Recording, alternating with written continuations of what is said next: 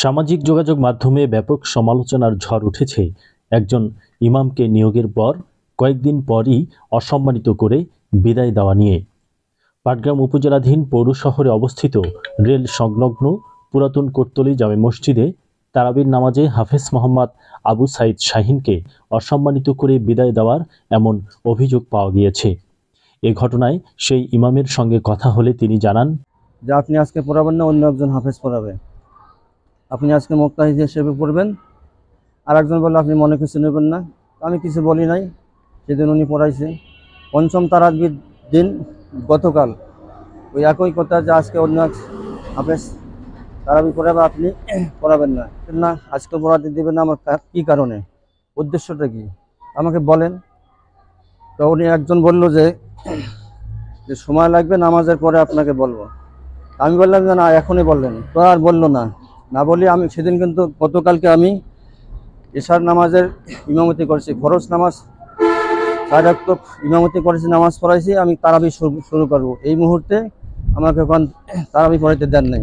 নামাজ একটু ধীরে ধীরে পড়াই, কেরাত একটু ধীরে ধীরে পড়াই, চোখে তাশাহুদ, দরুদ, দোয়া মাসুরা, এটা নাকি আমি তাড়াহুড়ে পড়ি।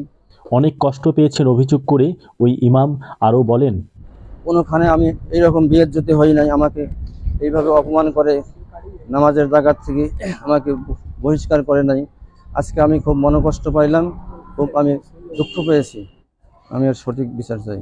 মসজিদের স্থানীয় মুসল্লিবৃন্দ এ ঘটনায় ক্ষোভ প্রকাশ করে বলেন, আঘাত নিয়ে, কষ্ট নিয়ে এবং চোখের কান্না কান্না ভাব নিয়ে বলল যে আমাকে আপনারা যে বেইজ্জতি করলেন, এই বেইজ্জতির জন্য আল্লাহ আপনাদেরকে এই রমজান মাসে আমি বলে গেলাম আপনারা বেইজ্জতি হবেন। মানে এই যে কমিটি বিন্দু সবার নামাজের পূর্ব মুহূর্তে ওনাকে এই যে হেয়পূর্ণ একটু মনক্ষুণ্ণ করছে, আঘাত করছে। এটার জন্য হয়তো ওনার ক্ষেত্রে ক্ষেত্রে এখানে যে মুসল্লিরা ছিল সবাই এখানে একটু কষ্ট ভোগ করছে। রেজলিউশন আছে এখন, উনি যে এই আত্মচিৎকারটা দিয়েছে, আমরা প্রত্যেকটা মুসল্লি তো এই আত্মচিৎকারের দায়ভার নিতে হবে। তিনি একজন 4 দিন একজন ইমাম, কোরআনের হাফেজ, একজন ইমাম নামাজ পড়াই দিয়েছে। আপনারা কমিটির লোক তাদেরকে বাদ দিতেই পারেন যদি দোষ ত্রুটি থাকে, এখন তাকে সেই প্রক্রিয়া দিনভাবে বাদ দিতে হবে। জিনিসটা খুবই বিব্রতিকর।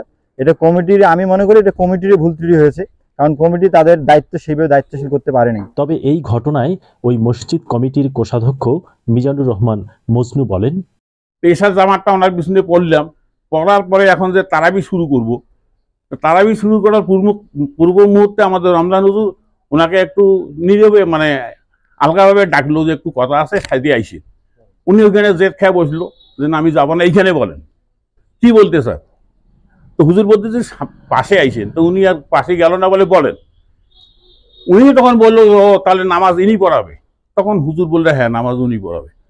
তখন উনি চিল্লি শুরু করলো, চিল্লি শুরু করে আমরা তো নামাজ শুরু করলাম, উনি আবার বাইরে চলে গেল। এই পর্যন্ত কালকের ঘটনা। ফাইনালি বলা হয়নি যে আপনি আসবেন না? হ্যাঁ, এটা ফাইনালি বলে নাই আর কি, এটা ফাইনালি কেউ বলে নাই।